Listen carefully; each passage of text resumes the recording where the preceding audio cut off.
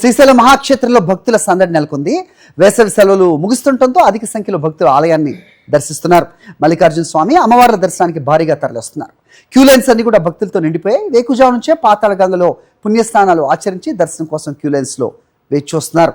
స్వామి అమ్మవార్ల దర్శనానికి సుమారు 4 గంటల సమయం పడుతోంది. మరోపక్క భక్తుల రద్దీ దృష్ట్యా అర్జిత అభిషేకాలు, కుంకుమార్చన నిలిపేశారు. క్యూ లైన్స్ లో భక్తులకు ఎటువంటి ఇబ్బందులు కలగకుండా ఆలయ అధికారులు ఏర్పాట్లు చేశారు.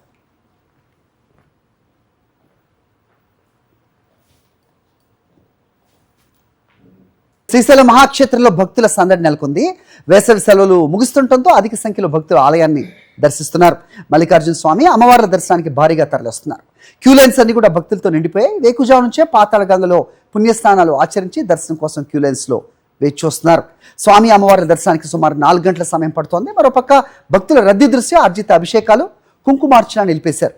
క్యూ లైన్స్ లో భక్తులకు ఎటువంటి ఇబ్బందులు కలగకుండా ఆలయ అధికారులు ఏర్పాట్లు చేశారు.